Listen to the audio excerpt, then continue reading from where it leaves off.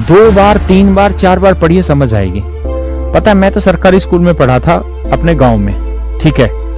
बाद में दिल्ली आए हम तो ट्रेन पकड़ पकड़ के।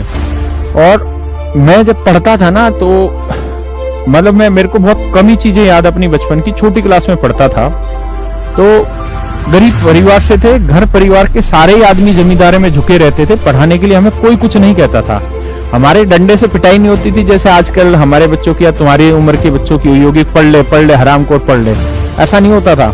हमारे गांव में उस समय पानी नहीं होता था, मीठा खारा पानी था। हम 8-8 9-9 किलोमीटर दूर से लेके आते थे पानी, ठीक है। उस समय घर वाले पढ़ने की नहीं कहते थे।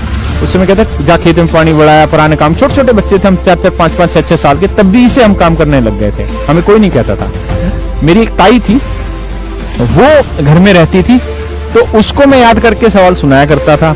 तो मैं क्वेश्चन भी याद किया करता था और सॉल्यूशन, क्योंकि वो भी पढ़ी लिखी नहीं थी। तो उनको पहले मैं क्वेश्चन सुनाया करता था, फिर उसी क्वेश्चन का मैं आंसर सुनाया करता था। और जब मुझे कुछ चीज समझ नहीं आती थी ना, तो चूंकि मैं बच्चा था, मैं समझता नहीं था उनकी बातों को। और वो भी इतनी पढ़ी लिखी नहीं थी कि वो उन चीजों को समझ पा रही होती। लेकिन उन्होंने मुझे एक बात कही, अब तो वो स्वर्गवासी हैं। उन्होंने मुझे कहा कि तू बेटा घबरा मत, तू ऐसा कर।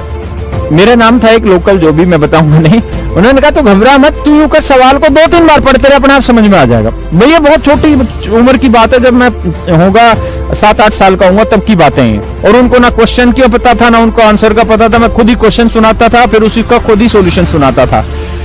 और तब उन्होंने मुझे ये बात कही कि क्वेश्चन को 2 बार 3 बार 4 बार पढ़, अपने आप उत्तर बता देगा। जो अनपढ़ थी उन्होंने मुझे ये बात बताई, और मैंने जीवन में हर जगह ये चीज फॉलो की है। आप चीजों को 2 बार 3 बार 4 बार पढ़िए, अपने आप उसका उत्तर समझ आ जाएगा।